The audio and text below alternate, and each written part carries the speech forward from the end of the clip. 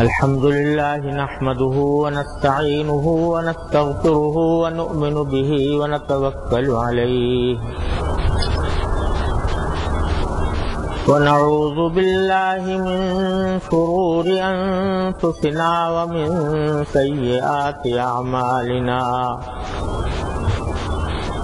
من يهده الله فلا مضل له ومن يضلله فلا هادي له وأشهد أن لا إله إلا الله وحده لا شريك له وأشهد أن سيدنا وسندنا ونبينا ومولانا محمدا عبده ورسوله صلى الله تعالى عليه وعلى آله وأصحابه وبارك وسلم تسليما كثيرا اما بعد. پچھلے اتوار کو کچھ طبیعت کی ناسازی کی وجہ سے مجلس نہیں ہو سکی تھی. اس سے پہلے اتوار کو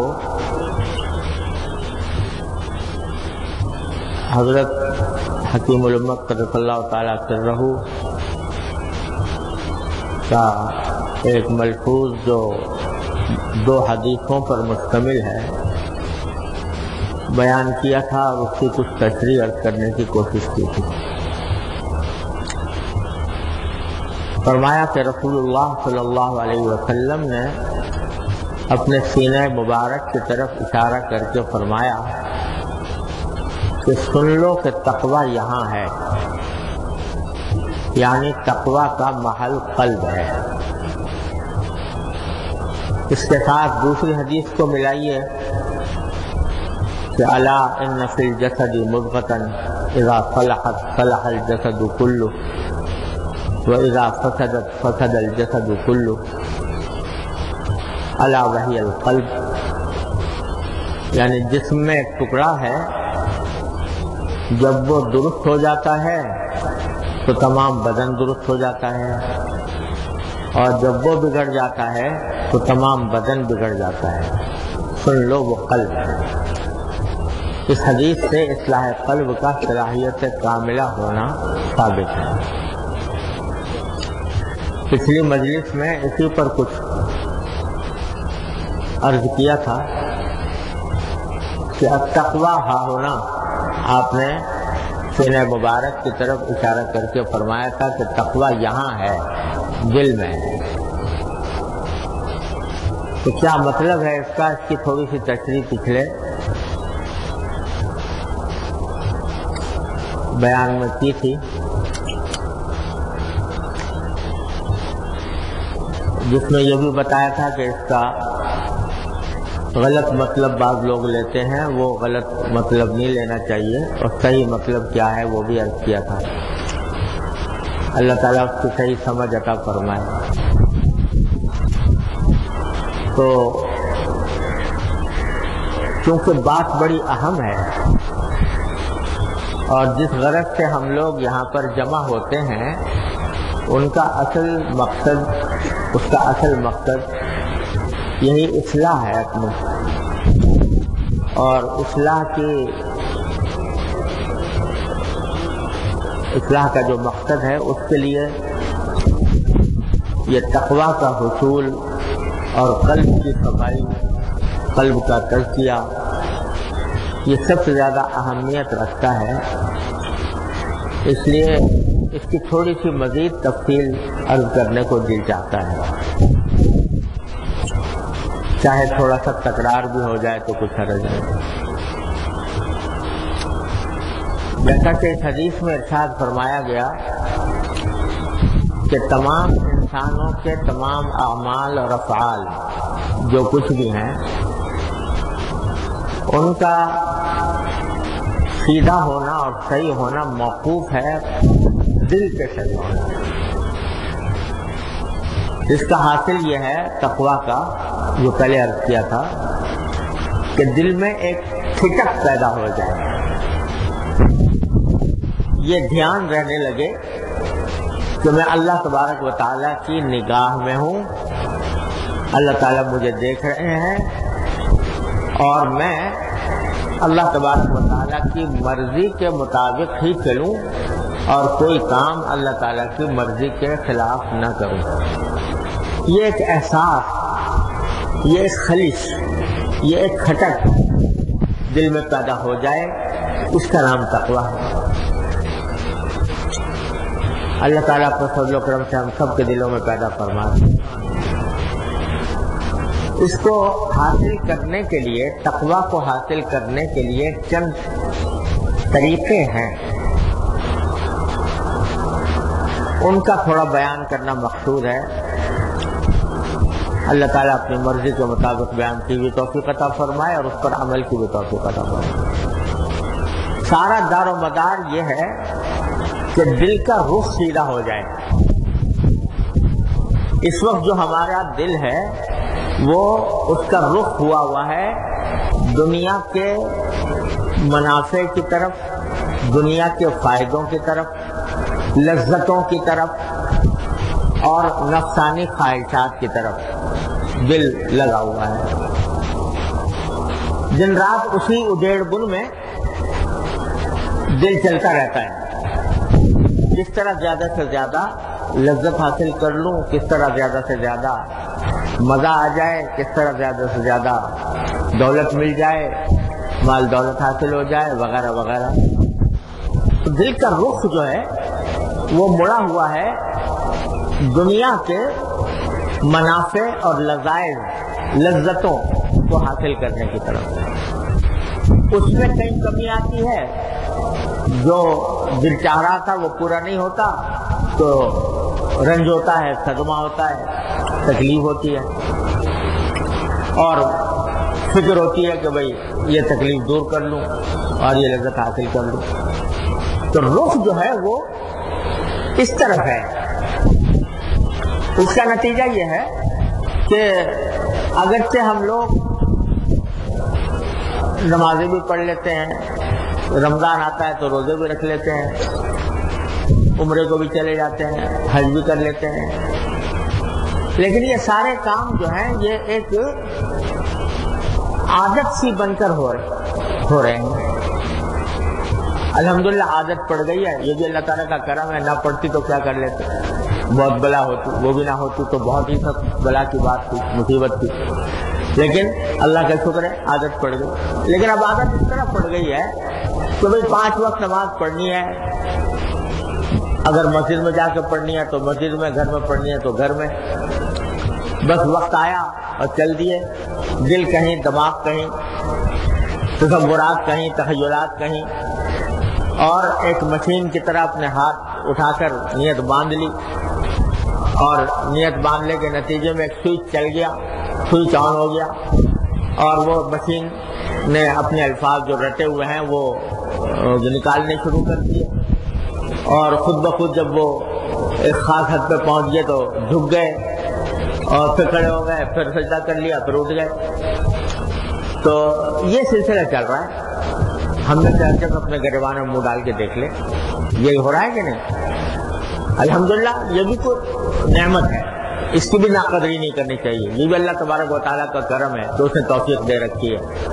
نہ ہوتی تو یہ بلا ہوتی، لیکن ہے تو اللہ تعالیٰ کی نعمت ہے، فضل ہے، اس کا کرم ہے.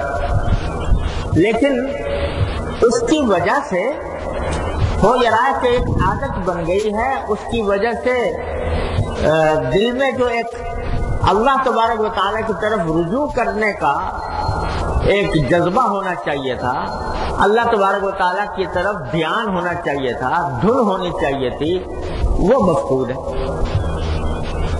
جس کا نتیجہ یہ ہے کہ نماز تو پڑھ لی الحمدللہ، میں اس کی ناقدری نہیں کر رہا، وہ بھی اللہ کا شکر ہے، پڑھ لی جیسی کیسی پڑھ لی، لیکن جب نکلے باہر تو دامن جھاڑ کے نکلے، یعنی پھر کوئی جب اگلی نماز کا وقت آئے گا دیکھا جائے گا، اب پھر دماغ لگا ہوا ہے اسی دنیاوی کام دھندوں کی طرف، دنیاوی مشاغل کی طرف، لذتوں کی طرف، خواہشات کی طرف، کھانے کی طرف، پینے کی طرف، کمانے کی طرف، اسی میں لگا ہوا ہے، کیونکہ دونوں دھیان نہیں ہے اور باہر جا کر غفلت طاری ہو جاتی ہے، تو اس کا نتیجہ یہ ہے کہ حلال حرام بھی ایک ہو جاتا ہے،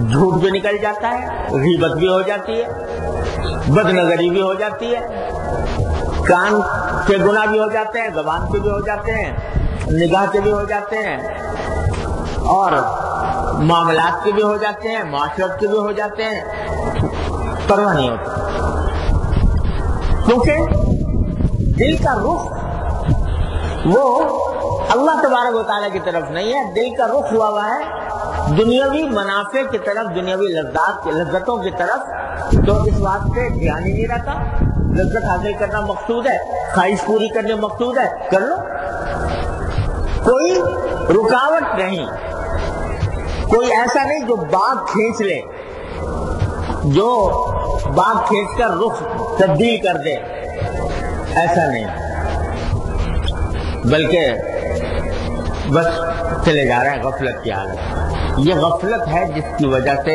ہم لوگ گناہوں میں مبتلا ہو جاتے ہیں، جھوٹ بول دیتے ہیں، غیبت ہو جاتی ہے، بدنگاہی ہو جاتی ہے، وغیرہ وغیرہ۔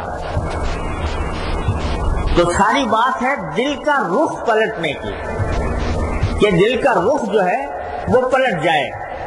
کس طرف پلٹ جائے؟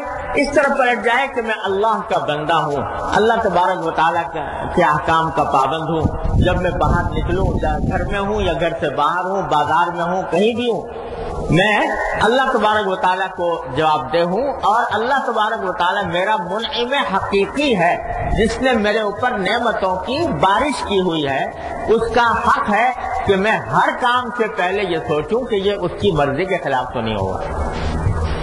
جیسے کہ پچھلی مرتبہ عرض کیا تھا کہ جیسے کوئی شخص کسی بڑے کے پاس جائے، صاحب اقتدار کے پاس جائے، اس کے محل میں داخل ہو، تو داخل ہوتا ہے تو کھٹک جاتا ہے کہ بھائی کہیں جا رہا ہوں، کوئی ایسا ہو میری کوئی حرکت آداب کے خلاف ہو جائے۔ اپنے کسی بڑے کے پاس جاتے ہو جس کا دل میں احترام ہو، جس کی عظمت ہو دل میں، باپ کے پاس جاؤ، استاد کے پاس جاؤ، شیخ کے پاس جاؤ، تو کچھ فرق ہوتا ہے نہیں دل میں، کوئی ٹھٹک پیدا ہوتی ہے کہ نہیں ہوتی؟ یا ویسے ہی بے پرواہی کے عالم میں لاؤبالی جیسے پہلے جا رہے تھے ویسے ہی چلے جاتے ہو؟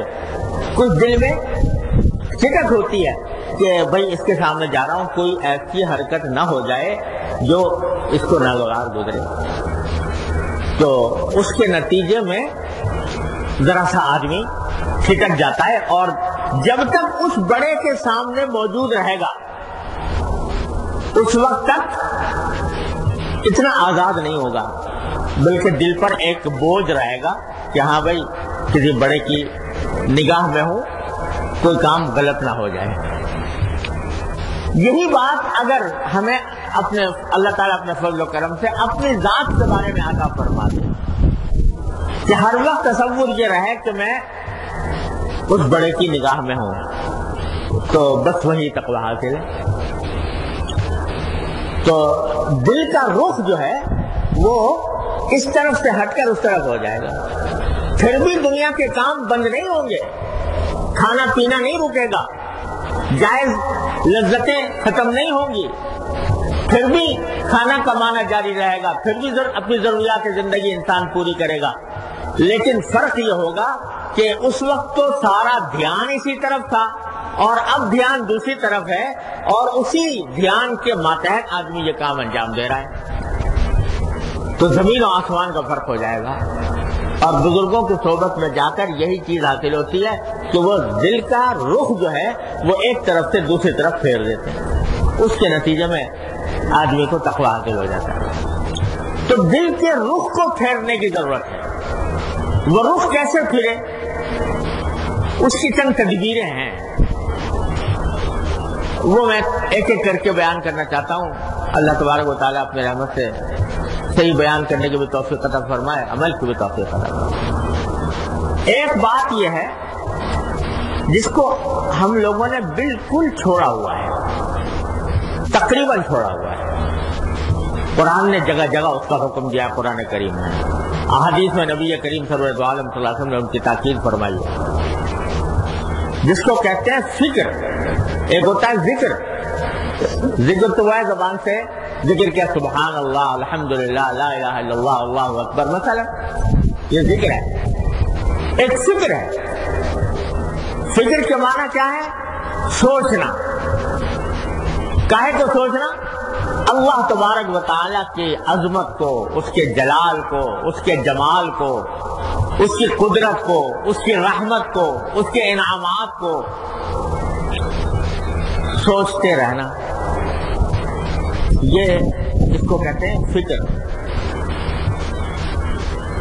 اور قرآن کریم نے اس کی کئی جگہ پر اس کی اہمیت بتلائی ہے. فرمایا ان فی اختلاف اللیل والنہار ان فی خلق السماوات والارض واختلاف اللیل والنہار لآیات لأولی الالباب الذین یذکرون اللہ قیاما وقعودا وعلی جنوبہم یتفکرون فی خلق السماوات والارض ربنا ما خلقت ھذا باطلا. فرمایا کہ اللہ یہ جتنی آسمان و زمین کی تخلیق ہے، اللہ تعالیٰ نے آسمان پیدا کیا، زمین پیدا کی، آسمان بھی کئی آسمان پیدا کیے، زمین پیدا کی، اجرام فلکیہ پیدا کیے. اس میں بڑی نشانیاں ہیں عقل والوں کے لیے، لِأُولِي الْأَلْبَابِ، عقل والوں کے لیے. سر عقل والوں کی آگے تعریف کی. عقل والے کون؟ آج تو عقل والے اگر پوچھو بھائی عقل والے کون ہیں، کہتے ہیں جو بہت زیادہ ذہین ہو، زیرک ہو، چالاک ہو، حاضر جواب ہو، اپنے کام کو آسانی سے نکالنے والا ہو، وہ عقل مند ہے. اللہ تعالیٰ فرماتے ہیں نہیں، عقل والے وہ ہیں الذین یذکرون اللہ قیاما وقعودا، جو اللہ کو یاد رکھتے ہیں کھڑے بھی اور بیٹھے بھی، وعلی جنوبہم، اور لیٹ کر بھی. اللہ کو یاد رکھتے ہیں کھڑے ہونے کی حالت میں بھی، بیٹھنے کی حالت میں بھی، اور جب اپنے پہلوؤں پر لیٹتے ہیں تو اس وقت بھی اللہ کو یاد رکھتے ہیں. الذین یذکرون اللہ قیاما وقعودا وعلی جنوبہم ویتفکرون فی خلق السماوات والارض، اور سوچتے رہتے ہیں آسمانوں اور زمین کی تخلیق کے بارے میں، سوچتے رہتے ہیں. اور جب سوچتے ہیں تو سوچنے کا نتیجہ کیا ہوتا ہے کہ جتنا سوچتے ہیں بے اختیار زبان سے یہ بات نکلتی ہے کہ ربنا ما خلقت ھذا باطلا، اے ہمارے پروردگار آپ نے یہ ساری کائنات ایسی بے فائدہ پیدا نہیں کر دی ہے، بے مقصد پیدا نہیں کر دی. سبحانک فقنا، سبحانک. اس سوچنے کے نتیجے میں خود بخود یہ دل میں بات آتی ہے کہ سبحان اللہ، کیا کائنات پیدا کی ہے. فقنا عذاب النار، تو ہمیں اب جہنم کی آگ سے، عذاب سے ہمیں بچائے. تو اس آیت کریمہ میں اللہ تبارک و تعالیٰ نے عقل والا اس کو قرار دیا ہے جو اللہ تبارک و تعالیٰ کی تخلیق پر، سماوات و ارض، آسمان و زمین کی تخلیق پر غور کرتا ہو، سوچتا ہو، سوچ بچار کرتا ہو، وہ ہے عقل والا. اور اس کا نتیجہ یہ ہوتا ہے کہ جب اللہ تعالیٰ کی تخلیق پر غور کرتا ہے، سوچتا ہے، تو پھر کھڑے بھی اور بیٹھے بھی اور لیٹے بھی اللہ جل جلالہ کا ذکر کرتا ہے، اس کو یاد رکھتا ہے. وہ ہیں عقل والے، وہ ہیں عقل والے کہ جن کے اوصاف یہ ہیں.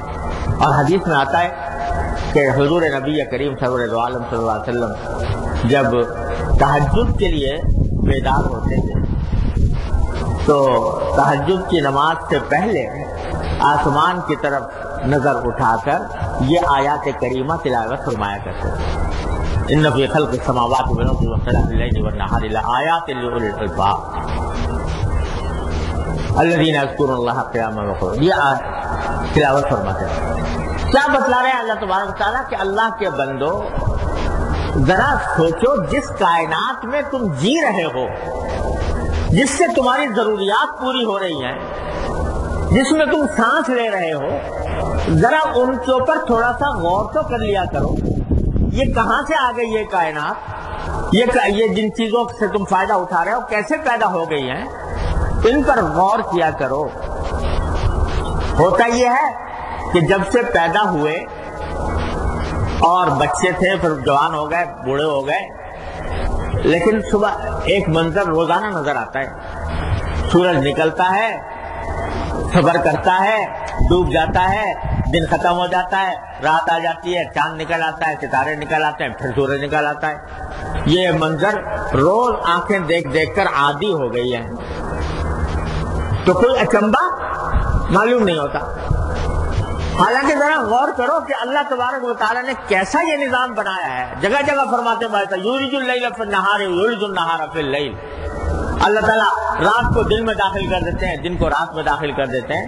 ابھی سوچو تو صحیح کیسے ہو رہا ہے یہ. وہ کیا کہ اللہ تبارک و تعالیٰ نے یہ دن اور رات کا نظام پیدا کیا ہے. اگر ایسا ہوتا کہ دن ہی دن ہوتا، رات نہ آتی، تو مصیبت ہو جاتی. سونا تمہارے لیے سونا ایک ضرورت ہے، وہ سونا مشکل ہو جاتا. تمہیں نیند کے لیے اندھیرے کی ضرورت تھی، وہ پیدا کرنا تھا. اگر رات ہی ہوتی، صرف رات ہی رات ہوتی، دن نہ ہوتا، تو کام کیسے چلاتے؟ قرآن کہتا ہے کہ ارأیتم ان جعل اللہ علیکم النہار سرمدا الی یوم القیامۃ من الہ غیر اللہ یاتیکم بلیل تسکنون فیہ. اگر اللہ تعالیٰ سارا دن ہی دن کرتے تو اللہ کے سوا کون ہے جو تمہارے واسطے رات پیدا کرتا جس میں تم سکون حاصل کرتے؟ اور ان جعل اللہ علیکم اللیل سرمدا الی یوم القیامۃ من الہ غیر اللہ یاتیکم بضیاء. اگر رات ہی رات ہوتی تو کون تھا جو تمہیں روشنی دیتا جس روشنی کے اندر تم اپنے کام انجام دیتے؟ افلا تبصرون.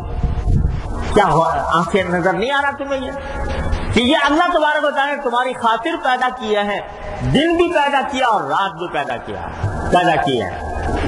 اور اللہ تعالیٰ دکھا دیتے ہیں مناظر. میں ایک مرتبہ دنیا کے بالکل شمالی علاقے میں چلا گیا تھا، اسکینڈینیویا کے علاقے میں. تو وہاں آبادی تو تھوڑی ہے، لیکن وہاں یہ ہوتا ہے کہ 2-3 مہینے تک سورج غروب نہیں ہوتا، دن ہی رہتا ہے. تو 3 دن میں نے ایسے گزارے کہ جس میں سورج غروب نہیں ہوا، دن ہی دن رہا. سورج آیا نیچے اور آ کر اور پھر اس نے پھر اوپر چڑھنا شروع ہو گیا، غروب ہی نہیں ہوا. ایسا وقت زیادہ سے زیادہ وقت ایسا رہتا ہے جیسا کہ مغرب سے کچھ پہلے کا وقت ہوتا ہے. تو 3 دن ایسے گزارے. اب آدمی سونا چاہتا ہے مگر اندھیرا نہیں ہے، تو زبردستی کھڑکیوں کے اوپر پردے ڈال کر کھڑکیاں بند کر کے زبردستی اندھیرا پیدا کیا اور تب جا کر سونے کا موقع ملا، نہیں لگی. تو اللہ تعالیٰ دکھا رہا ہے کہ دیکھو اگر یہ ساری دنیا میں یہ چھوٹے سے علاقے میں یہ معاملہ ہے، بلکہ ایک علاقہ ایسا ہے جہاں 6 مہینے کی رات ہوتی ہے، 6 مہینے کا دن ہوتا ہے قطبین کے پاس، لیکن آبادی کوئی نہیں ہے وہاں پر.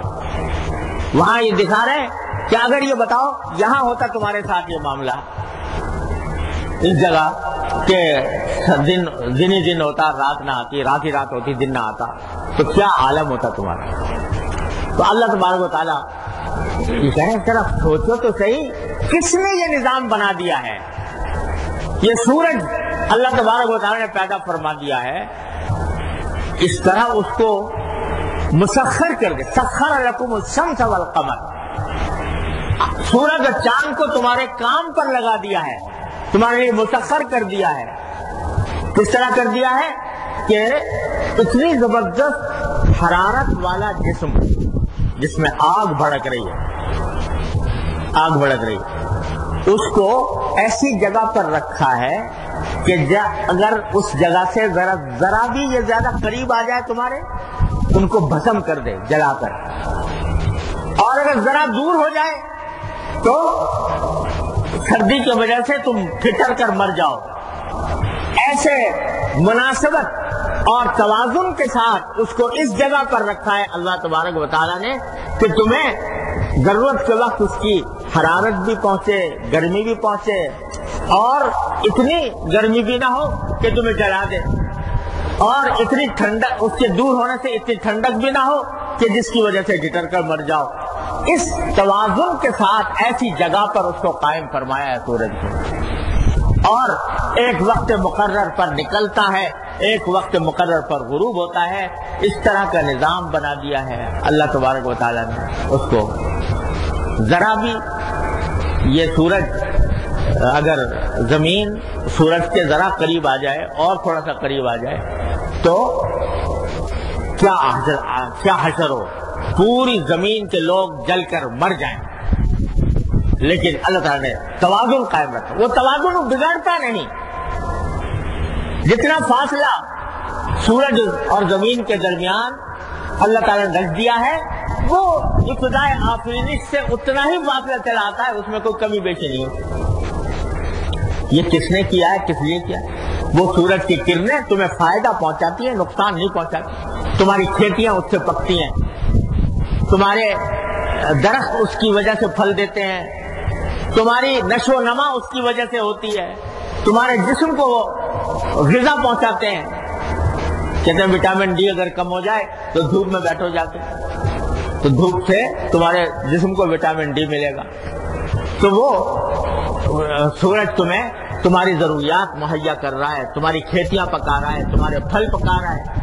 اس طرح اللہ تبارک و تعالیٰ نے، اور اس کی اگر براہ راست کرنیں تم پر پڑتی تو اس کے اندر تمہیں نقصان ہو سکتا تھا۔ ایک غلاف لگا دیا ہے اللہ تبارک و تعالیٰ نے سورج کے اور تمہارے درمیان، جو اس کی روشنی کو، اس کی کرنوں کو چھان چھان کر تمہارے پاس بھیجتا ہے، ورنہ براہ راست کرنیں تم اس کی برداشت نہیں کر سکتے۔ یہ اللہ تبارک و تعالیٰ نے پیدا کر دیا ہے سورج۔ تو کبھی سوچا، کبھی غور کیا کہ یہ کتنی بڑی عظیم نعمت ہے جو اللہ تبارک و تعالیٰ نے جگہ جگہ قرآن کریم توجہ دلا رہا ہے کہ للشمس ينبغي لها ان تدرك القمر والليل سابق النهار وكل في فلك يسبحون۔ یہ سب آپس میں ایک دوسرے کے خلاف ایک ایسا نظام بنا دیا ہے کہ سرے منہ فرق نہیں آتا۔ زمین ہے وہ اپنے مدار پر گردش کر رہی ہے، اور اس کے اندر کوئی فرق نہیں آتا۔ پتہ نہیں، میں نے ایک زمین کے ماہر، طبقات الارض کے ماہر، ایک مصر کے صاحب ہیں، ان کا مضمون پڑھا تھا کہ جو سونامی آیا تھا، یعنی یہ جو طوفان آ گیا تھا، اتنا بڑا طوفان، ایک موج، صرف ایک موج، اس نے ملکوں کو تہوبالا کر ڈالا۔ تو اس کا کہنا یہ تھا کہ یہ زمین کی رفتار جو ہے، جس رفتار سے زمین گردش کرتی ہے، اس میں ایک سیکنڈ کے کچھ 100ویں حصے کا فرق آ گیا تھا۔ ایک سیکنڈ کے 100ویں حصے کی رفتار میں، اس کی رفتار میں کچھ کمی آئی، جس کے نتیجے میں سونامی کھڑا ہو گیا، جس نے تباہی مچا دی۔ تو اللہ تبارک و تعالیٰ نے یہ سارا نظام اس کام کے لیے بنایا ہوا ہے۔ قرآن کہتا ہے کہ خدا کے بندو سوچا کرو، کبھی جب دن سے فائدہ اٹھا رہے ہیں تو سوچو کس نے پیدا کیا، جب رات سے فائدہ اٹھا رہے ہو تو سوچو کس نے پیدا کی، اور اس سوچ کو اپنے دل و دماغ کے اوپر طاری کرو، اور اس کے نتیجے میں تمہیں اللہ تبارک و تعالیٰ کا ادراک حاصل ہوگا۔ اپنے جسم پر غور کرو، قرآن کہتا ہے وَفِي أَنفُسِكُمْ أَفَلَا تُبْصِرُونَ، اپنی جانوں پر غور کرو، تمہارا سر، تمہاری آنکھیں، تمہارے کان، تمہاری ناک، تمہارا منہ، ایک ایک چیز یہ اللہ تبارک و تعالیٰ کی طرف دلالت کر رہی ہے، اللہ تبارک و تعالیٰ کی قدرت کاملہ، رحمت کاملہ کے دلیل ہے۔ اس کو سوچا کرو۔ یہ جو ہر وقت فضول باتیں سوچتے رہتے ہیں، کبھی یہ خیال آ گیا، کبھی وہ خیال آ گیا، تو اس خیالات کا رخ تھوڑا سا اللہ تبارک و تعالیٰ کی مخلوقات پر، اس کی تخلیق پر غور کرنے کے لیے موڑو. اور اس کا بہترین راستہ قربان جائیے نبی کریم سرور دو عالم صلی اللہ علیہ وسلم نے تلقین فرمایا کیا کہ یہ دعائیں بتا دی مختلف اوقات میں. دعاؤں کی جو تلقین فرمائی کہ صبح کو جب بیدار ہو تو یہ پڑھو، جب دن نکلے تو یہ پڑھو، رات کو مسجد میں جاؤ تو یہ پڑھو، غسل خانے میں جاؤ تو یہ پڑھو، وغیرہ وغیرہ. یہ در حقیقت اسی تفکر کو پیدا کرنے کا ایک ذریعہ ہے، اسی سوچ کو پیدا کرنے کا ایک ذریعہ ہے. ذرا تھوڑی سی تفصیل سے اس کو سمجھیے کہ مثلا حضور اقدس سورہ دو عالم صلی اللہ علیہ وسلم نے فرمایا کہ جب صبح کو اٹھو تو کیا پڑھو؟ بیدار ہوتے ہو کیا کہو؟ الحمدللہ الذی احیانا بعدما اماتنا والیہ النشور. چھوٹا سا جملہ ہے لیکن کیا معانی کی کائنات پوشیدہ ہے. الحمدللہ الذی احیانا بعدما اماتنا والیہ النشور. شکر ہے اللہ کا جس نے ہمیں موت دینے کے بعد زندگی عطا فرمائی. موت دینے کے بعد زندگی عطا فرمائی. یہ الفاظ محض یہ منتر نہیں ہے، زبان سے منتر پڑھ لیا. مقصد یہ ہے کہ تھوڑا سا توجہ دلا رہے ہیں سرکار دو عالم صلی اللہ علیہ وسلم اس طرف کہ جب بیدار ہو صبح کو تو یہ سوچو کہ در حقیقت یہ نیند جو تھی، یہ نیند بھی ایک طرح کی موت تھی، آدھی موت. قرآن کریم نے اس حقیقت کو واضح فرمایا کہ اللہ یتوفی الانفس حین موتها والتی لم تمت فی منامها فیمسک التی قضى علیها الموت ویرسل الاخرى الى اجل مسمى. کہ اللہ تبارک و تعالیٰ انسانوں کی روحوں کو قبض کرتے ہیں ان کے موت کے وقت. پوری روح قبض کر لیتے ہیں، چلی جاتی ہے، بدن سے بالکل جدا ہو جاتی ہے. لیکن جن کو مرنا نہیں ہوتا تو ان کی روح کو بھی قبض کیا جاتا ہے.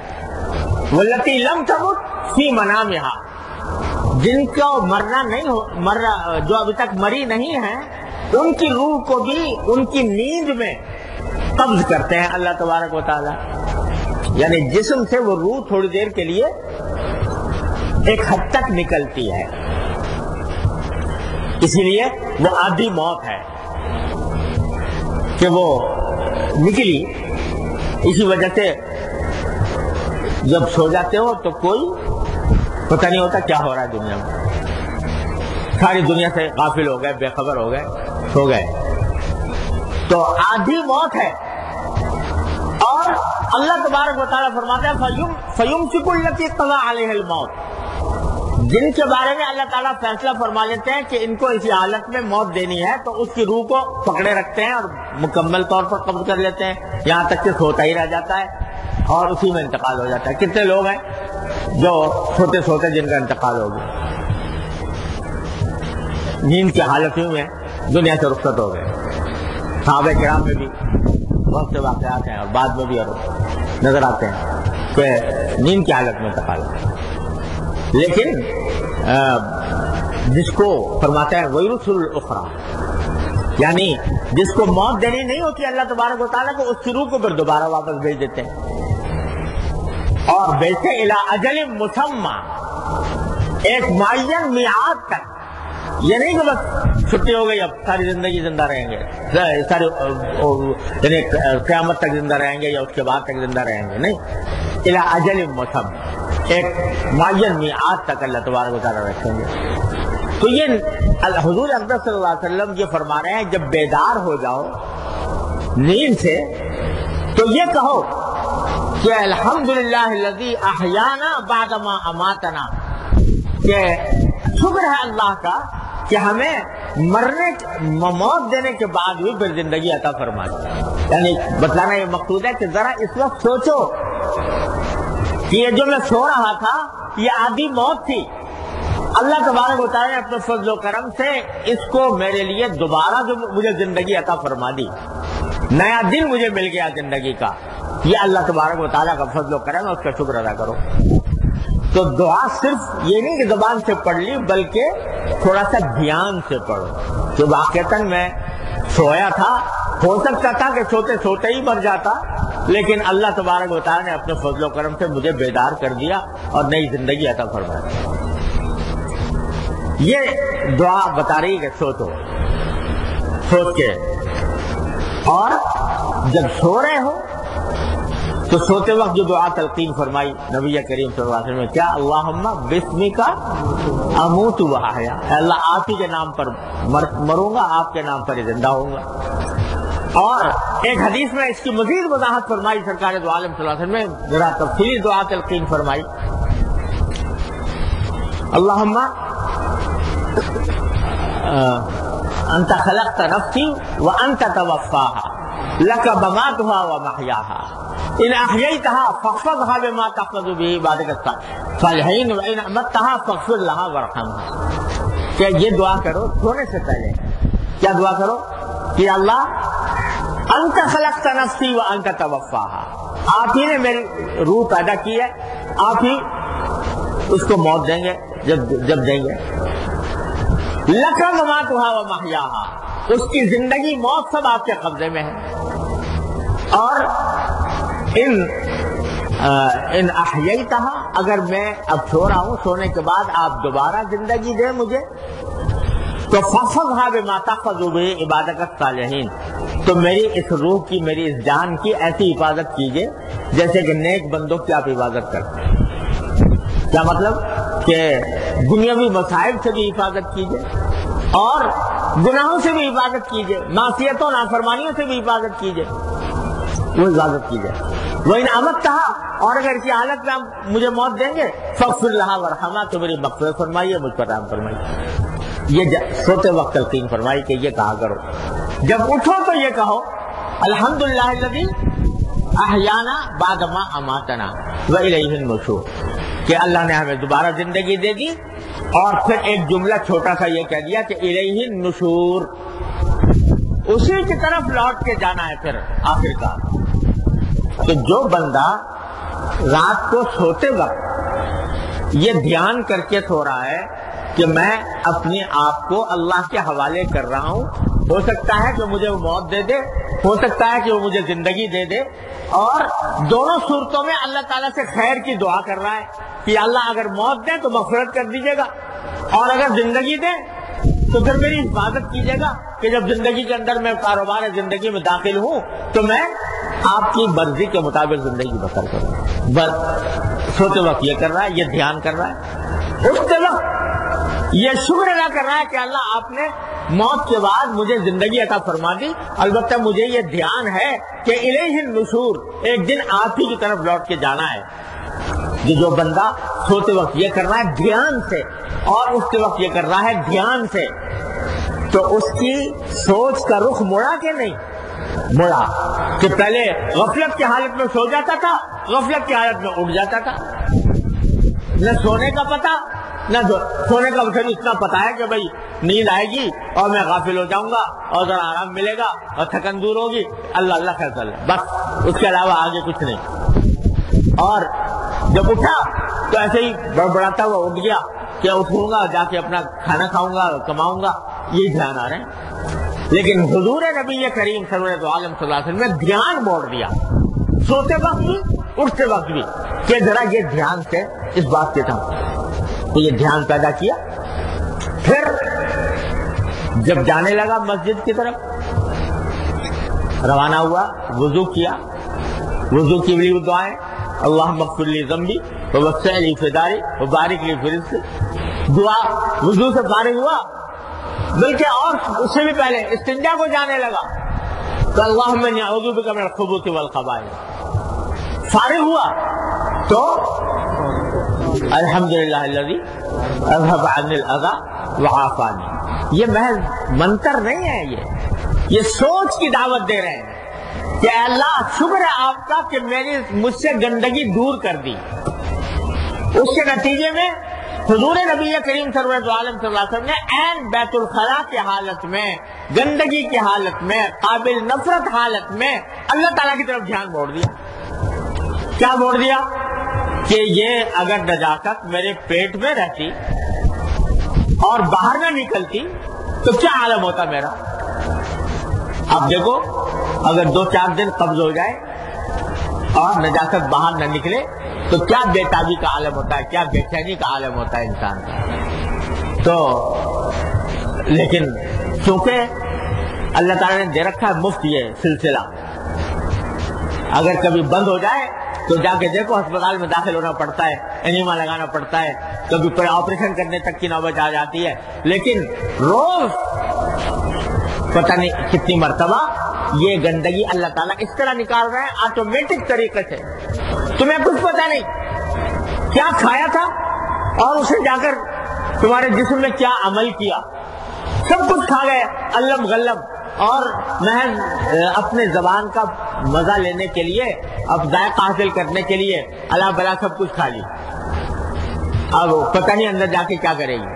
اللہ نے اندر ایک نظام ایسا بنا رکھا ہے کہ اسی غذا سے اللہ تبارک و تعالی نے ایسے کارندے اپنے بنا رکھے ہیں, ایسے پرزے لگائے ہوئے ہیں کہ اسی سے خون بن رہا ہے, اسی سے جسم کو قوت حاصل ہو رہی ہے, اسی سے بال نشو و نما پا رہے ہیں, اسی سے ناخن بڑھ رہے ہیں, اسی غذا سے سب کچھ ہو رہا ہے. اور جو فضلہ ہے اس کو خود بخود آٹومیٹک طریقے سے اللہ تبارک و تعالیٰ نے نکالنے کا راستہ نکال دیا. وہ اگر آٹومیٹک راستہ نہ ہو تو دیکھو کیا حشر بنتا ہے, کیسی تھیلیاں لگتی ہیں اور کس طرح آدمی پریشان ہوتا ہے. لیکن اللہ تعالیٰ نے خود بخود, تو حضور اقدس سرور دو عالم صلی اللہ علیہ وسلم فرما رہے ہیں جب نکلو فارغ ہو کر تو ذرا دھیان کرو کہ یہ مصیبت تھی تمہارے پیٹ کے اندر جو اللہ تبارک و تعالیٰ نے کس طرح نکال دی. الحمدللہ الذی اذهب عنی الاذی وعافانی. اللہ اے اللہ, شکر ہے اللہ کا جس نے مجھ سے یہ گندگی دور کر دی اور مجھے عافیت عطا فرمائی. دھیان دیا نا, دھیان دیا تو جو بندہ دھیان دے کر یہ کہہ رہا ہے اس کا رخ موڑ دیا اللہ تبارک و تعالیٰ کی طرف. مسجد کو چلا تو حضور فرماتے ہیں کہ جب مسجد کو جاؤ فجر کے وقت تو کیا دعا کرو, اللہم اجعل فی قلبی نورا وفی بصری نورا وفی سمعی نورا وعن یمینی نورا وعن شمالی نورا ومن فوقی نورا ومن تحتی نورا. اللہ مجھے قلب میں بھی میرے نور عطا فرما دے, میرے آنکھوں میں بھی نور عطا فرما, میرے کان میں بھی نور عطا فرما, میرے دائیں بھی نور, میرے بائیں بھی نور, میرے اوپر بھی نور, میرے نیچے بھی نور, ہر طرف نور ہی نور دے دے. دعا مانگ, یہ دعا تلقین. تو فرمایا جا رہا ہے کہ جب جا رہا ہے نا فجر کی نماز کے لیے تو اندھیرا سا ہوتا ہے, جھٹپٹا ہوتا ہے, تو اس کی مناسبت سے یہ دعا تلقین فرمائی کہ نور ہی نور عطا فرما دے. اور آخر میں یہ جہاں تک فرما دے اللہم وجعلنی نورا, مجھے بھی نور بنا دے, مجھے بھی نور, مجھے مجسم نور بنا دے. یہ دعا کرتا ہوا جائے. یہ کیا ہے دھیان کہ یہ تاریکی جو پھیلی ہوئی ہے میرے چاروں طرف, اس تاریکی کو دور کرنے والی ذات ایک ہی ہے, اسی کی طرف مجھے رجوع کرنا ہے, اسی سے مجھے نور مانگنا ہے. اور وہ نور ایسا جو میرے قلب کو منور کر دے, میرے جسم کو منور کر دے, میرے سارے وجود کو منور کر دے. دعا مانگ رہا, مسجد پہنچ گیا, کہو بسم اللہ والسلام علی رسول اللہ صلی اللہ علیہ وسلم, اللہم افتح لی ابواب رحمتک. اے اللہ مسجد میں جا رہا ہوں, مسجد میں عبادت کے لیے جا رہا ہوں, اس عبادت کے نتیجے میں آپ عام طور سے بندوں پر رحمت فرمایا کرتے ہیں, تو اے اللہ میرے لیے اس رحمت کے دروازے کھول دے جو آپ نے اپنے عبادت گزار بندوں کے لیے مقدر فرمائی. اللہم افتح لی ابواب رحمتک. ذرا دھیان سے یہ دعا کرو اور سوچو کہ اگر یہ چھوٹی سی دعا قبول ہو جائے, اللہم افتح لی ابواب رحمتک, تو سارے دلدر دور ہو جائیں اور ساری دنیا کے خیرات حاصل ہو جائیں. ذرا دھیان, وہ دھیان ہے, اصل مقصود دھیان پیدا کرنا ہے. گئے نماز پڑھی, نماز پڑھ کے نکلے, نماز خود براہ راست اللہ تبارک و تعالیٰ کے ساتھ رابطے کا ذریعہ باہر نکلے. یا اللہ باہر نکل رہا ہوں, باہر نکل رہا ہوں تو دنیاوی کام میں مصروف ہوں گا، تو اس کو آپ جو کچھ بھی میرے دنیاوی کام ہیں وہ آپ کے فضل کے بغیر انجام نہیں پا سکتے. تو اللہم انی اسألک من فضلک، اے اللہ میں آپ کا فضل چاہتا ہوں کہ اب جا کر میں جن کاموں میں لگوں گا تو آپ کے فضل و کرم سے میرے کام درست ہو جائیں. یہ کہتے ہیں گھر میں جب داخل ہونے لگے تو اللہم انی اسألک خیر المولد وخیر المخرج، بسم اللہ ولجنا وبسمہ خرجنا وعلی اللہ ربنا توکلنا، کہ اللہ میں آپ ہی کے نام پر گھر میں داخل ہو رہا ہوں، اور اللہ میں اسألک خیر المولد، کہ میں داخلے کی بھلائی چاہتا ہوں کہ جب اندر جاؤں گھر میں تو اچھا منظر دیکھوں، اچانک کوئی خرابی پیدا نہ ہو جائے، اور خیر المخرج، باہر نکلوں تو بھی اچھی طرح نکلوں، آپ ہی کے نام سے داخل ہو رہا ہوں، آپ کے نام سے. یہ سب کیا ہے جو سرکار دو عالم صلی اللہ علیہ وسلم تلقین فرمایا کہ دھیان، تفکر، جس کی بات میں کہہ رہا تھا، یتفکرون فی خلق السماوات والارض افلا یتدبرون القرآن ام علی قلوب اقفالها، اپنے دل کے تالے توڑو، اور دل کے تالے توڑ کر اللہ تبارک و تعالیٰ کی طرف متوجہ ہو، اس کی طرف رجوع کرو، اس کا دھیان پیدا کرو. اس کی غرض سے یہ دعائیں تلقین فرمائی جا رہی ہیں. کھانے بیٹھ گئے، کھانا سامنے آیا، فرمایا کہو، کیا کہو ہے؟ بسم اللہ الرحمن الرحیم بھی کہنا، بعد میں کہنا.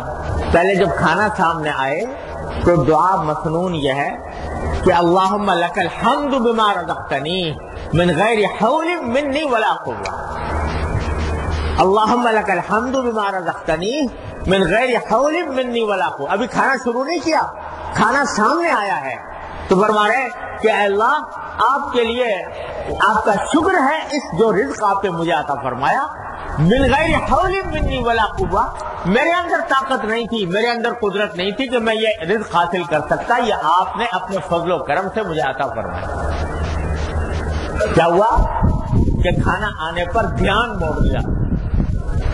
جی جب تک کچھ فکر نہیں تھی تو کھانا آتے ہی دماغ اس طرح آتا، بھائی لذیذ کھانا ہے، لذت ہو رہی ہے، لذت حاصل کریں گے، مزہ آئے گا، خواہش پوری ہوگی، بھوک دور ہوگی. یہاں رخ موڑ دیا سرکار دو عالم صلی اللہ علیہ وسلم نے. ٹھیک ہے لذت اٹھانا بعد میں، پہلے اس مالک کا شکر تو ادا کر لو، اس کی طرف متوجہ تو ہو جاؤ، اس کا اعتراف تو کر لو کہ یہ میں اپنے قوت بازو سے میں نے حاصل نہیں کیا، یہ اللہ تبارک و تعالیٰ کی عطا ہے. اللہم لک الحمد بما رزقتنی من غیر حول منی ولا قوة، اے اللہ شکر ہے اس آپ نے مجھے دے دیا، میری اتنا طاقت نہیں تھی. کوئی کہے گا جی طاقت تو تھی، میں نے تجارت کی، میں نے ملازمت کی، محنت کی، اس کے نتیجے میں حاصل ہو گیا. ارے تجارت کس نے عطا کی، اور دکان پر گاہک کس نے بھیجا، اور اس روپے پیسے سے جو تو حاصل ہوا وہ مطلب کی چیز تمہارے پاس کیا تمہاری قوت بازو سے آ گئی؟ یہ سب اللہ تبارک و تعالیٰ نے نظام کارخانہ ایسا بنایا ہے کہ ہر ایک کی ضروریات پوری ہو رہی ہیں من غیر حول منی ولا قوة. تو دھیان موڑ دیا، رخ موڑ دیا اس دھیان کا جو پہلے صرف کھانے کی لذت کی طرف متوجہ ہو رہا تھا، اب اللہ تعالیٰ کی عطا کی طرف متوجہ ہو رہا ہے. دھیان موڑا. پھر جب کھانا شروع کرو تو کہو بسم اللہ الرحمن الرحیم کر کے کھانا شروع کرو. چلو کھاؤ، لذت لو، کوئی بات نہیں. اور کھانے کے بعد کہو کہ الحمدللہ الذی اطعمنا وسقانا وجعلنا مسلمین. جو مصنون الفاظ ہیں وہ یہ ہیں، الحمدللہ الذی اطعمنا وسقانا وجعلنا مسلمین. عام طور سے زبانوں پہ چڑھا ہوتا ہے جعلنا من المسلمین، تو ایسی کہیں روایت میں نہیں آتا، کسی روایت میں روایت میں جو آیا ہے الحمدللہ الذی اطعمنا وسقانا وجعلنا مسلمین. تو ویسے من المسلمین بھی کہتے تو کوئی حرج نہیں ہے، لیکن جو سنت مسنون الفاظ ہیں وہ یہ ہے الحمدللہ الذی اطعمنا وسقانا وجعلنا مسلمین. کیا شکر ہے اللہ کا کہ اس نے ہمیں کھلایا بھی، اس نے ہمیں پلایا بھی، اور اس سب سے بڑھ کر ہمیں مسلمان بنایا. اگر کھاتے پیتے لیکن العیاذ باللہ اسلام کی دولت نہ ہوتی تو یہ کھانا عذاب تھا ہمارے لیے. یاکلون کما تاکل الانعام، چوپایوں کی طرح کھاتے، لیکن اللہ تعالیٰ نے اسلام کی دولت عطا فرما کر اس کھانے کو ہمارے لیے نعمت بنا دیا، عبادت بنا دیا. الحمدللہ الذی اطعمنا وسقانا وجعلنا مسلمین. ہمارے حضرت والد ماجد قدس اللہ تعالیٰ صدر فرمایا کرتے تھے کہ رزقنا ایک نعمت اور اطعمنا دوسری نعمت. رزقنا تو یہ کہ عطا فرما دیا اللہ تعالیٰ نے، ہے تو موجود لیکن بیماری ہو گئی، ڈاکٹر نے منع کر دیا خبردار یہ چیز مت کھانا. تو رزقنا تو ہے، اطعمنا نہیں. جب بھوک ہی نہیں لگی تو رزقنا ہے، اطعمنا نہیں. تو رزق دینا ایک نعمت اور کھانے کی توفیق دینا دوسری نعمت. کتنے ہیں جن کا گھر بھرا ہوا ہے جو اللہ تعالیٰ کی نعمتوں سے، لیکن کھا نہیں سکتے، بیماری لگی ہوئی ہے، معدہ خراب ہے، پیٹ خراب ہے وغیرہ وغیرہ. تو اللہ تعالیٰ کی فضل و کرم سے یہ نعمت عطا ہو گئی. اطعمنا، اللہ آپ نے کھلا دیا، وسقانا وجعلنا مسلمین. تو کھانے کے وقت بھی دھیان موڑ دو. پھر کھانا اٹھنے لگا، کھانا اٹھنے لگا، کھا کے جو بچا کچا تھا، برتن تھے، دسترخوان تھا، وہ اٹھنے لگا. دیکھو انسان کی کچھ نفسیات ایسی ہیں کہ جب تک کھانا تازہ تازہ چنا ہوا تھا آنکھوں کے سامنے، بھوک بھی لگی ہوئی تھی، تو بڑی رغبت معلوم ہو رہی تھی کھانے کی طرف، بڑا اشتیاق تھا، بڑے شوق سے، بڑے ذوق سے آدمی اس کی طرف جا رہا تھا، بڑھ رہا تھا، ہاتھ بڑھا رہا تھا، کھا رہا تھا. کھا لیا، پیٹ بھر گیا، اب مزید کھانے کی گنجائش نہیں رہی، مزید کھانے کا شوق ختم ہو گیا. تو وہی کھانا جس کی طرف اتنی رغبت تھی، اتنا اشتیاق تھا، وہی کھانے سے نفرت ہونے لگی. تو بھائی ایک لقمہ اور کھا لو، اس سے آدمی جو ہے وہ اپنا منہ بنائے گا کہ نہیں نفرت کی چیز ہے، اب یہ کھانے کے لائق نہیں ہے، اس کو دیکھ کے بھی طبیعت خراب ہو رہی ہے. تو ابھی تھوڑی دیر پہلے اس کی طرف شوق تھا، نعمت تھی، اور اس کی طرف اس کا بڑی قدر ہو رہی تھی، اور جب پیٹ بھر گیا، پیٹ کا ایندھن بھر گیا، تو وہی اللہ تعالیٰ کی دی ہوئی نعمت جو ہے اس کی طرف سے نفرت کا اظہار ہونے لگا. تو حضور اقدس صلی اللہ علیہ وسلم نے تلقین فرمائی جب دسترخوان اٹھنے لگے تو کیا کہو؟ غیر مکفی ولا مودع ولا مستغنى عنه، غیر مکفی ولا مکفور ولا مودع ولا مستغنى عنه. اللہ یہ ہم دسترخوان اٹھا تو رہے ہیں لیکن اس وجہ سے نہیں کہ ہم اس سے محتاج نہیں، پھر حاجت ہوگی ہمیں دوبارہ کبھی نہ کبھی. ولا مودع، ہمیشہ کے لیے رخصت کرنے کے لیے نہیں، اس کو ایک مرتبہ پھر آئے گا، پھر ضرورت پیش آئے گی، پھر بھوک لگے گی، پھر ہمیں اس کی حاجت ہوگی. ولا مکفور، اور نہ ہم اس کی ناشکری کی وجہ سے اٹھا رہے ہیں. ولا مستغنى عنہ، نہ اس وجہ سے اٹھا رہے ہیں کہ بے نیاز ہو گئے آپ کے اس عطا سے. یہ تلقین فرمائی سرکار دو عالم صلی اللہ علیہ وسلم، ایک ایک لمحے پر، ایک ایک قدم پر کیا انسان کی نفسیات کو مد نظر رکھتے ہوئے کیا کیا کلمات تلقین فرمائے، یہ تاکہ دھیان دو اس بات کی طرف کہ یہ کھانا جس کی طرف تم اپنے پیٹ کی خواہش کی وجہ سے رغبت کر رہے تھے، اب اس سے تمہیں نفرت ہونے لگی ہے. ارے وہ بھی اللہ کی عطا تھا، یہ بھی اللہ تعالیٰ کی عطا ہے، اور اس سے نفرت نہیں کرنی چاہیے، اس کی ناشکری نہیں کرنی چاہیے، اس سے بے نیازی نہیں اختیار کرنی چاہیے.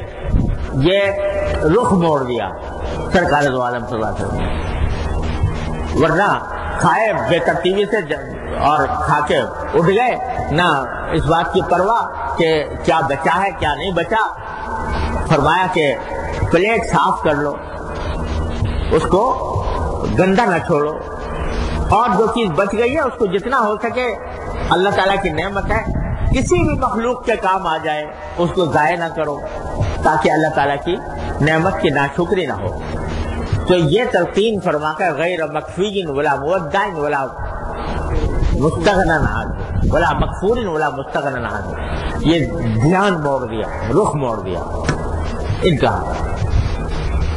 سواری پہ سوار ہو گئے کہیں جانے کے لیے نہیں، بلکہ نکلے گھر سے کسی کام کے لیے، تو فرمایا کہو، کیا کہو؟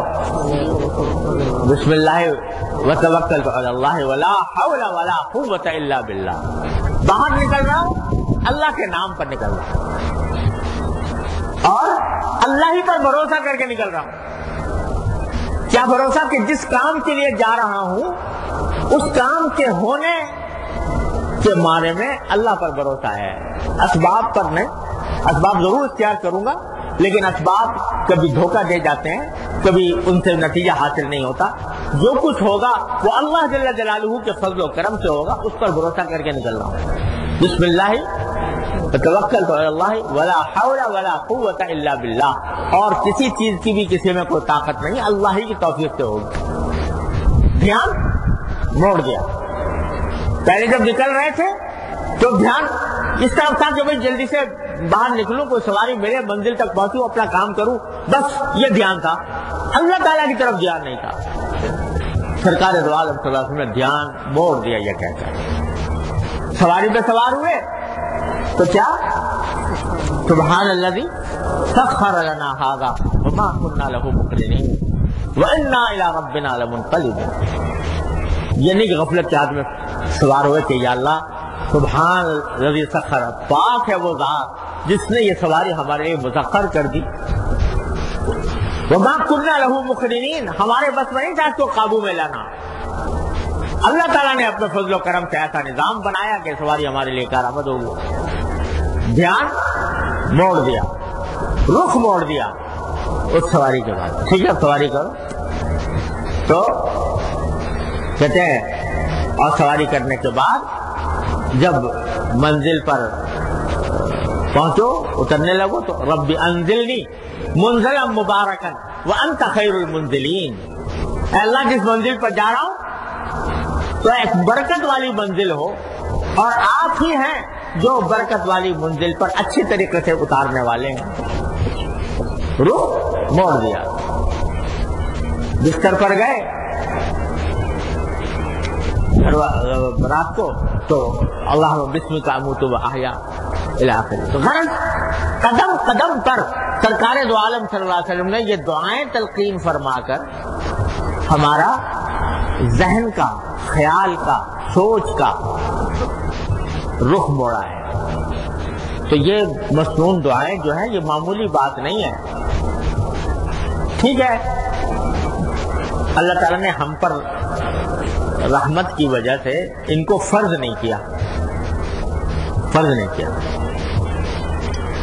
کہ بھائی تمہارے ذمہ واجب ہے ضرور، کیونکہ اگر اس میں کہیں بھی کوتاہی ہو جاتی تو ایسا ہوتا جیسے نماز چھوڑنے کا گناہ ہوتا ہے، ایسا وبال ہوتا. فرض نہیں کیا اللہ تعالیٰ نے، لیکن حضور اقدس صلی اللہ علیہ وسلم نے سنت قرار دیا، اور کرنے پر ثواب اور نہ کرنے پر کہتے ہیں. اب میں آپ کو بتاؤں یہ جو ہم لوگ پڑھتے ہیں نا، تو بعض اوقات علم بھی آدمی کو بھٹکا دیتا ہے. تو جب ہم پڑھتے تھے، بچپن کی بات بتا رہا ہوں، اپنے 12-13 سال 10-12 سال عمر ہوگی، تو وہاں یہ پڑھا کہ بھئی نفل جو ہوتا ہے، نفل کے معنی یہ ہے کہ اس کے کرنے سے ثواب ہوتا ہے اور نہ کرنے سے کوئی گناہ نہیں ہوتا. سمجھا؟ کرنے نہ کرنے سے کوئی یعنی پکڑ نہیں ہے. اگر نفل آدمی عبادت نفلی نہ کرے تو کوئی پکڑ نہیں ہے. تو وہ سب کی بات بتا رہا ہوں. دماغ میں اس وقت یہ آیا کہ جب کوئی پکڑ نہیں تو کیا فائدہ اپنے آپ کو، یعنی کیا ضرورت ہے اپنے آپ کو اس مشقت میں ڈالنے کی. تو کوئی اگر نفل پڑھنے کی بات کرتا تو دل میں یہ بات آتی کہ بھئی جب کوئی واجب نہیں، فرض نہیں، کوئی پکڑ نہیں، تو کیوں اپنے آپ کو مشقت میں ڈالے، گزارو زندگی جیسے گزرے. یہ دماغ میں آ گیا. تو بعض اوقات علم بھی اچھا جو آدمی ہوتا ہے نا وہ عامی آدمی جس کو یہ پتہ نہیں کہ فرض کسے کہتے ہیں اور واجب کسے کہتے ہیں، سنت کسے کہتے ہیں، نفل کسے کہتے ہیں، اس نے تو بچپن میں یہ پڑھا کہ جی عشاء میں 17 رکعتیں ہوتی ہیں، ہے نا، تو اس کو یہ فرض واجب سنت کی پتہ نہیں، وہ 17 پڑھے گا. سمجھے آپ کو؟ اس لیے کہ اس کو پتہ نہیں ہے کہ نفل کیا ہوتا ہے، فرض کیا ہوتا ہے، واجب کیا ہوتا ہے. اور ہم جیسے مولوی جو ہیں ان کو پتہ ہے کہ یہ فرض ہے، یہ واجب ہے، یہ سنت ہے، یہ نفل ہے، تو بھائی جو فرض واجب ہے وہ کر لو، اور جو چلو زیادہ سے زیادہ سنت موقعہ کر لو، باقی نفلیں پڑھنے کی کیا ضرورت، جبکہ اس میں کوئی اس کے اوپر پکڑ نہیں. یہ دماغ میں آ جاتی ہے بات. تو یہ بڑی ہی محرومی کی بات. ارے فرائض میرے حضرت فرمایا کرتے تھے، فرائض اللہ تعالیٰ کی عظمت کا حق ہے اور نوافل اللہ تعالیٰ کی محبت کا حق ہے. اللہ تعالیٰ کی محبت کا حق ہے نوافل. یعنی ایک تعلق ہوتا ہے قانونی اور ایک ہوتا ہے محبت والا تعلق. تو فرائض اور واجبات پر اکتفا کرو تو قانونی حق ادا کر دیا تم نے. جیسے مثلا میاں بیوی کا تعلق ہے تو میاں کے اوپر فرض ہے کہ وہ نفقہ فراہم کرے بیوی کو، ہے نا. تو اب اگر کوئی شخص نفقہ فراہم کرنے پر یہ تو فرض ہے، یہ تو میں ادا کر رہا ہوں، باقی نہ کبھی اس سے ہنس کے بولے، نہ کبھی اس سے اچھی طرح بات کرے، نہ اس کے ساتھ اس کی کوئی دلجوئی کرے، تو یہ خوش قانونی تعلق اس نے قائم کر رکھا ہے جس سے کبھی بھی زندگی خوشگوار نہیں ہو سکتی. لیکن اگر کوئی خوشگوار زندگی ہے تو وہ قانونی تعلق سے آگے بڑھ کر کچھ محبت کا بھی حق ادا کرتا ہے. تو ہمارے حضرت فرماتے تھے کہ نوافل جو ہیں یہ اللہ جل جلالہ کی محبت کا حق ہے کہ ٹھیک ہے فرض نہیں کیا انہوں نے تمہارے ذمہ، قانونی طور پر تمہارے ذمہ فرض نہیں ہے، لیکن اللہ تعالیٰ کی محبت کا تقاضا ہے کہ آدمی نوافل بھی انجام دے. اور اسی لیے حدیث میں آتا ہے کہ میرا بندہ جتنے نوافل زیادہ، نفلی عبادتیں زیادہ کرتا ہے تو وہ مجھ سے اتنا ہی قریب ہوتا جاتا ہے، یہاں تک کہ میں اس سے محبت کرنے لگتا ہوں، یہاں تک کہ میں اس کی آنکھ بن جاتا ہوں جس سے وہ دیکھتا ہے، میں اس کے کان بن جاتا ہوں جس سے وہ سنتا ہے، میں اس کے ہاتھ میں پاؤں بن جاتا ہوں جس سے وہ چلتا ہے. یعنی پھر جو کام کرنا ہوتا ہے وہ ہماری رضا کے مطابق کر رہا ہوتا ہے. تو یہ نفلی عبادتیں جو ہیں یہ بھی بڑی عظیم چیز ہے. اور وہ میں اس نے آپ کو اس لیے بتا دیا، بچپن کی جو فضول بات تھی وہ بعض اوقات ہم جیسے لوگوں کے دلوں میں بیٹھ جاتی ہے اور اس کی وجہ سے نوافل سے غافل ہو جاتے ہیں. تو ان دعاؤں کو اللہ تعالیٰ نے فرض تو نہیں کیا، واجب نے قرار دیا کہ اگر نہیں کرو گے تو پکڑ ہو جائے گی، تمہیں جہنم میں ڈال دیں گے. لیکن اللہ تبارک و تعالیٰ کے رسول صلی اللہ علیہ وسلم نے تلقین فرمائی. کیوں فرمائی ہے؟ کہ تاکہ قدم قدم پر، زندگی کے ہر مرحلے پر تم اللہ جل جلالہ سے اپنا رشتہ جوڑو، اپنی سوچ کا رخ موڑو. جو ہر وقت دنیا کے مفادات اور دنیا کے نفع اور دنیا کی لذتوں میں کھویا ہوا ہے اس کو ذرا موڑو اللہ تبارک و تعالیٰ کی طرف. ان دعاؤں کا اہتمام کرو. تو خلاصہ یہ کہ وہ جو بات تھی کہ رخ موڑنا، ذہن کا، سوچ کا، فکر کا رخ موڑنا، اس کا ایک بہترین طریقہ نبی کریم سرور عالم صلی اللہ علیہ وسلم نے یہ تلقین فرمایا ہے کہ یہ مسنون دعائیں ان کو اپنا معمول بناؤ، اور معمول بنانے کے اندر بھی اس کو معنی کا دھیان کر کے وقت پر ادا کرو تو انشاءاللہ رفتہ رفتہ اللہ تبارک و تعالیٰ کی طرف دھیان پیدا ہوگا اور وہ بات حاصل ہوگی جس کی دعا کی تلقین فرمائی ہے سرکار دو عالم صلی اللہ علیہ وسلم. عام معصوم دعاؤں میں سے ہے کہ اللہم لا تجعل الدنیا اکبر ہمنا ولا مبلغ علمنا ولا غایت رغبتنا. کیا عجیب دعا ہے. اللہ اللہم لا تجعل الدنیا اکبر ہمنا، کہ اللہ یہ دنیا کے جو مفادات ہیں یہ ہماری سب سے بڑی فکر ان کو نہ بنا دیجیے کہ ہماری ساری فکر اسی میں محدود ہو کر رہ جائے کہ بس دنیا کے مفادات کے اندر، ولا مبلغ علمنا، اور ہمارے علم کی انتہا بس یہ دنیاوی مفادات نہ ہو، ولا غایت رغبتنا، اور نہ ہماری رغبت کی انتہا اس پر ہو جائے، ایسا نہ کیجیے گا۔ تو اس کا طریقہ سرکار دو عالم صلی اللہ علیہ وسلم نے ان مسنون دعاؤں کے ذریعے تلقین فرمایا ہے۔ تو بھائی پہلا سبق ہے یہ، دل کو اللہ جل جلالہ کی طرف موڑنے کا پہلا سبق ہے۔ اس کے نا کہ ذرا تھوڑا تھوڑا کر کے انشاءاللہ اللہ نے توفیق دی تو عرض کروں گا کہ کس طرح یہ التقویٰ ہا ہونا والی بات کس طرح حاصل ہو۔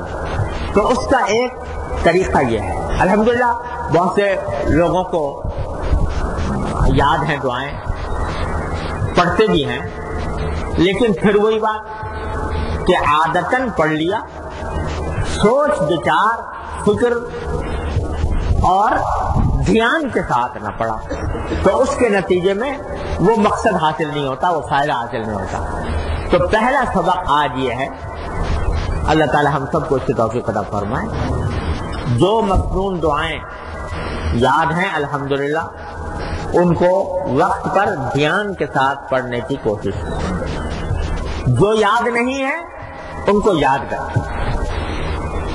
بھائی یہ محض تقریر اور وعظ کی مجلس نہیں ہے، یہ اصلاح نفس کی مجلس ہے۔ اللہ تبارک و تعالی ہمارے سب کی اصلاح فرما دے۔ تو کوئی چیز لے کے جانا چاہیے، کوئی عزم لے کے جانا چاہیے، کوئی کام لے کر جانا چاہیے۔ تو یہ کام کہ جو نہیں ہے، جو ہیں ان کے اوپر عمل دھیان کے ساتھ، جو نہیں ہے ان کو یاد کرنے کی فکر، کوئی مشکل کام نہیں ہے۔ دعاؤں کی کتابیں چھپی ہوئی ہیں، حضرت ہمارے حضرت حکیم الامت صلی اللہ تعالیٰ عنہ کی مناجات مقبول ہے، اس کے اندر دعائیں ہیں، میری بھی کتاب ہے پرنور دعائیں کے نام سے، وہ اور اس میں جو نہیں آتی ان کو یاد کریں، خود بھی یاد کریں، بچوں کو بچپن سے عادت ڈالیں، بچپن سے عادت ڈالیں تو الحمدللہ بچپن سے ان کو عادت پڑ جائے گی، تو وہ اس کا اہتمام کریں، جو نہیں یاد ہے ان کو یاد کرنے کا اور ان کو اپنا معمول بنانے کا، معمول بھی دھیان کے ساتھ۔ اور دو دعائیں اور علاوہ ان اوقات کے، ہر نماز کے بعد کوشش کریں دعا یاد کریں۔ ایک حضور افضل صلی اللہ علیہ وسلم نے دعا تلقین فرمائی، اللہم اجعل وسوساوس قلبی خشیتک و ذکر، اللہم اجعل وساوس قلبی خشیتک و ذکر واجعل ہمتی و ہوایا فیما تحب و ترضی۔ مناجات مقبول میں لکھی ہوئی ہے دعا، اللہم اجعل وساوس قلبی خشیتک و ذکرک، اے اللہ میرے دل کے خیالات کو بنا دیجئے کہ آپ کی خشیت کے خیالات ہوں اور آپ کی یاد کے خیالات ہوں، واجعل ہمتی و ہوایا، اور میرے دل کے خیالات اور میری خواہشات ان چیزوں کے بارے میں ہوں جو آپ پسند کرتے ہیں۔ یہ دعا ہر نماز کے بعد اہتمام کے ساتھ مانگے۔ اور ایک وہ جو بھی پڑھائی، اللہم لا تجعل الدنیا اکبر ہمنا ولا مبلغ علمنا ولا غایت رغبتنا، کہ اللہ جب تک وہ یاد نہ ہو تو اردو میں مانگ، یا اللہ ہماری ساری خواہشات دنیا تک محدود ہو کر نہ رہ جائے، ہمارا سارا علم دنیا کی حد تک محدود نہ ہو کر نہ رہ جائے، اور اے اللہ ہمارے قلب کے وسوسوں کو، خیالات کو اپنی خشیت اور اپنے ذکر میں تبدیل فرما دیجئے، اور ہمارے ارادے اور ہماری خواہشات ان چیزوں کی طرف متوجہ کر دیجئے جو آپ کو محبوب ہیں اور آپ کو پسند ہے۔ یہ دعا مانگ لیا۔ تو بھائی آج کا سبق یہی ہے، اللہ تبارک و تعالیٰ اس پر ہم سب کو عمل کرنے کی توفیق عطا فرمائے، مسنون دعاؤں کا اہتمام، اور وہ بھی اس دھیان کے ساتھ جس کی تھوڑی سی جھلک میں نے آپ کے سامنے پیش کی ہے۔ اور دوسرے ہر نماز کے بعد یہ دعا، اللہم اجعل وساوۃ قلبی خشیتک و ذکرک واجعل ہمتی وہوای فیما تحب و ترضی، اور اللہم لا تجعل الدنیا اکبر ہمنا ولا مبلغ علمنا ولا غایۃ رغبتنا۔ اللہ تعالیٰ اپنے فضل و کرم سے ہم سب کو اس کی توفیق عطا فرما دے۔ اللہم صل علی سیدنا مولانا محمد وعلی آل محمد کما صلیت علی ابراہیم وعلی آل ابراہیم انک حمید مجید۔ اللہم لک الحمد حمدا دائما مع دوامک ولک الحمد حمدا خالدا مع خلودک ولک الحمد حمدا لا منتہى له دون مشیتک ولک الحمد حمدا لا یرید قائله الا رضاک ولک الحمد حمدا عند طرفة كل عین وتنفس كل نفس۔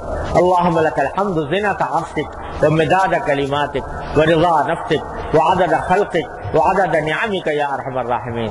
یا ارحم الراحمین اپنے فضل و کرم سے اپنی رحمت سے ہمارے تمام گناہوں کو معاف فرما۔ یا اللہ ہمارے تمام چھوٹے بڑے اگلے پچھلے خفیہ علانیہ ہر طرح کے گناہوں کو اپنے فضل و کرم سے معاف فرما۔ یا اللہ ہماری شامت اعمال کو اپنے فضل و کرم سے دور فرما۔ اے اللہ یا ارحم الراحمین اپنے فضل و کرم سے ہمارے اعمال و اخلاق کی اصلاح فرما دے۔ اے اللہ ہماری سوچ، ہمارے خواہشات، اے اللہ ہمارے ان سب کا رخ یا اللہ اپنے رجوع کی طرف موڑ دیجئے۔ یا اللہ ہمیں رجوع اللہ کی دولت عطا فرما۔ یا اللہ ہمیں رجوع اللہ کی دولت عطا فرما۔ یا اللہ ہمیں رجوع اللہ کی دولت عطا فرما۔ یا اللہ ہر طرح کے شر سے، فتنے سے، معصیتوں سے، منکرات سے، اے اللہ گناہوں سے ہماری حفاظت فرما، ہمارے گھر والوں کی حفاظت فرما، ہمارے متعلقین احباب کی حفاظت فرما۔ یا اللہ ہمیں اپنے دین کی صحیح سمجھ عطا فرما۔ یا اللہ اس پر عمل کی توفیق عطا فرما، اس پر استقامت عطا فرما۔ یا اللہ یا رحمان یا رحیم یا کریم اپنے فضل و کرم سے تمام حاضرین و حاضرات کو ان کے تمام جائز مقاصد میں کامیابی عطا فرما۔ اے اللہ ہر طرح کے مشکلات کو دور فرما، ہر طرح کی مشکلات کو آسان فرما دے۔ یا ارحم الراحمین یا غیاث المستغیثین ہماری قوم جس مسائل کے بھنور میں گھری ہوئی ہے، اے اللہ اپنے فضل و کرم سے اس کو نکال دے۔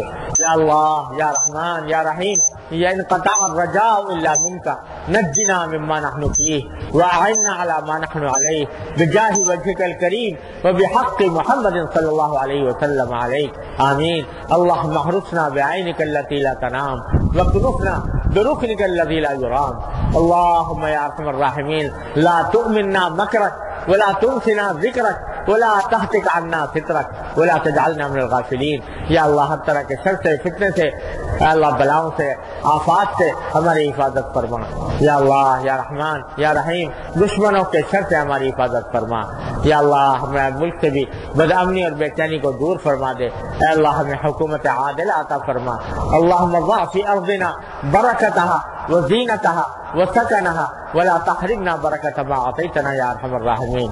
یا اللہ ہم جو کچھ جن مصائب کا شکار ہیں، یا اللہ وہ سب ہماری بدعمالیوں کا نتیجہ ہیں۔ اے اللہ اپنے فضل و کرم سے ان کو معاف فرما دے۔ اللہم انا نعوذ برضاک من سخطک وبمعافاتک من عقوبتک ونعوذ بک منک لا نحصی ثناء علیک انت کما اثنیت علی نفسک۔ یا اللہ جن جن لوگوں نے ہم سے دعا کی فرمائش کی ہے، اپنے فضل و کرم سے، اپنی رحمت سے ان سب کو ان کے تمام جائز مقاصد میں کامیابی عطا فرما، سب کی پریشانیوں کو دور فرما، مشکلات کو آسان فرما۔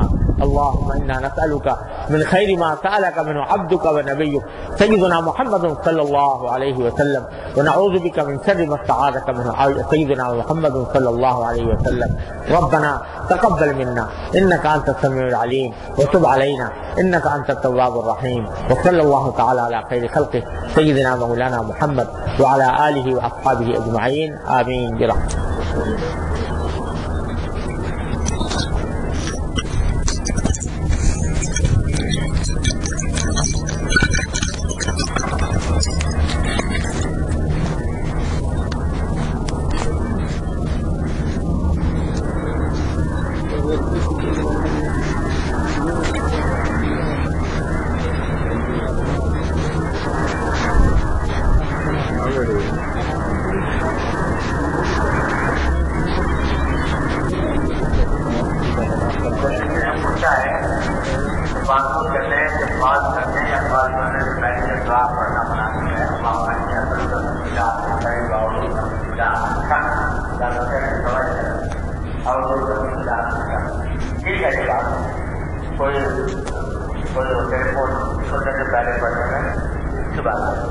ٹیلیفون سننا نہیں بلکہ جب بھی کوئی نئی بات پیش آ رہی ہو، نیا معاملہ پیش آ رہا ہو، نئی خبر ملنے والی ہو تو اس وقت میں پڑھ لینا کا بہت اچھا ہے۔